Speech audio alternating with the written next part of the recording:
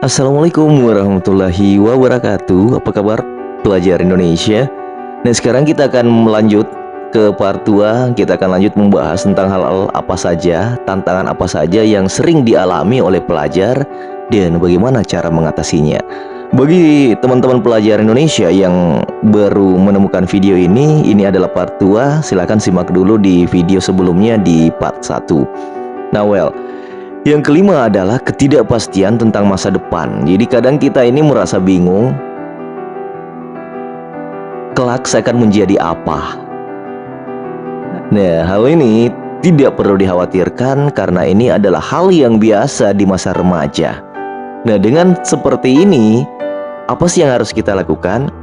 Yang pertama adalah cari tahu minat kita. Jadi cobalah eksplorasi minat dan bakat kita di mana. Nah, ini bisa membantu kita, apa sih yang ingin kita lakukan di masa depan. Yang kedua yang harus dilakukan ketika kita merasa tidak pasti soal masa depan kita adalah jangan terburu-buru. Ingat bahwa kita tidak mesti punya semua jawabannya sekarang. Kadang hal terbaik datang ketika kita punya waktu untuk tumbuh dan belajar. Yang ketiga adalah bicarakan dengan orang dewasa. Nah, ajak orang tua, guru, atau konselor berbicara tentang kekhawatiran kita tentang masa depan. Ya, siapa tahu mereka memiliki saran yang bermanfaat. Hal yang keenam yang sering dihadapi oleh pelajar adalah gangguan dari gadget. Kita tahu bahwa ponsel, tablet, komputer itu sangat menggoda sekali dan bisa mengalihkan perhatian kita dari belajar. Bagaimana solusinya agar kita tidak terganggu atau belajar kita tidak terganggu oleh gadget kita, oleh HP kita misalnya? Yang pertama adalah aturlah waktu layar. Tentukan waktu yang ditujukan untuk belajar dan matikan gadget selama waktu itu. Nah, jangan sampai kita belajar HP berada di samping kita. Begitu ada notif, kita buka lagi, belajarnya selesai. Yang kedua adalah gunakan aplikasi pengingat. Jadi ada aplikasi itu yang bisa membantu mengatur waktu penggunaan gadget kita.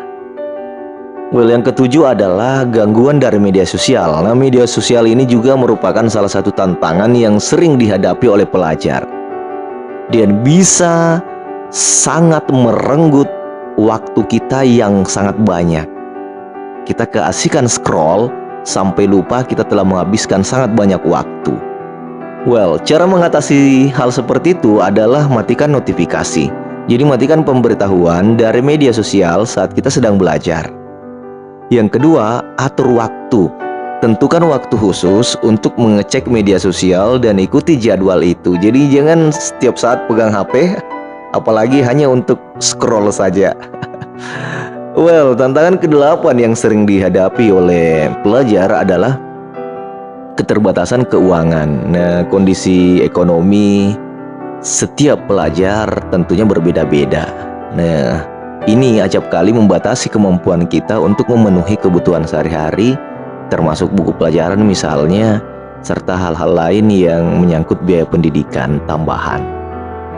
Nah, ketika kita sedang berada di posisi tersebut, maka sebaiknya kita harus membicarakan dengan orang tua. Ajak orang tua kita berbicara tentang kebutuhan kita. Ya, mungkin beliau bisa membantu kita mencari cara untuk mengatasi tantangan yang sedang kita hadapi. Hal kedua yang bisa dilakukan adalah dengan mencari beasiswa atau bantuan keuangan. Jadi ada banyak program beasiswa dan bantuan-bantuan lainnya yang bisa membantu pelajar yang kurang mampu tentunya. Tantangan yang ke-9 yang sering dihadapi oleh pelajar adalah tekanan konsumsi dan gaya hidup. Terkadang kita merasa tertekan oleh tren konsumsi dan gaya hidup yang dipengaruhi oleh media sosial dan teman-teman kita. Jadi kita ingin bergaya lah misalnya. Dan jika kita berada di posisi itu, ingat satu hal bahwa jangan melibatkan orang tua sih sebenarnya untuk hal-hal yang sifatnya seperti itu. Apalagi ketika kita berada dalam status ekonomi menengah ke bawah. Jadi jika kita berada di posisi itu, jangan ragu-ragu untuk membuat anggaran. Jadi rencanakan anggaran yang bijak untuk gaya hidup kita. Ingatkan diri sendiri bahwa tidak perlu mengikuti semua tren. Hal kedua yang bisa dilakukan untuk mengatasi tantangan tekanan konsumsi dan gaya hidup adalah mencari kebahagiaan dalam aktivitas gratis. Jadi misalnya terlibat di ekskul, kegiatan-kegiatan di sekolah, berjalan-jalan di taman, atau bermain game secara bersama-sama. Jadi ada banyak hal-hal yang bisa membuat kita terlepas dari tekanan konsumsi dan gaya hidup. Hal ke-10 adalah peluang pendidikan yang terbatas. Ya, terkadang akses ke pendidikan yang berkualitas terbatas oleh kondisi ekonomi keluarga kita. Jadi jangan ragu-ragu, jangan berputus asa. Yang bisa dilakukan adalah jangan menyerah. Tetap semangat dalam mengejar pendidikan.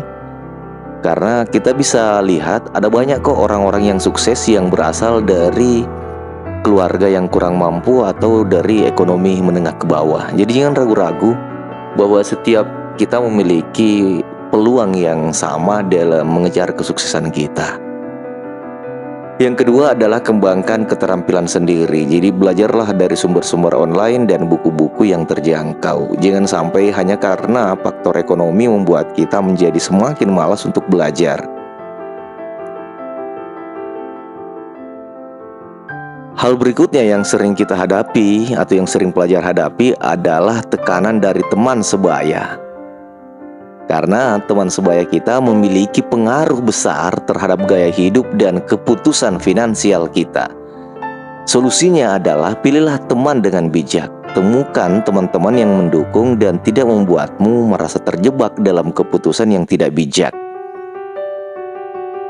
Yang kedua adalah jadilah mandiri. Jadi belajarlah untuk membuat keputusan yang baik untuk dirimu sendiri, terlepas dari apa yang teman-temanmu lakukan. Jadi jangan selalu ikut-ikutan, sesuaikan diri kita dengan kehidupan keluarga kita. Semoga bermanfaat. Assalamualaikum warahmatullahi wabarakatuh.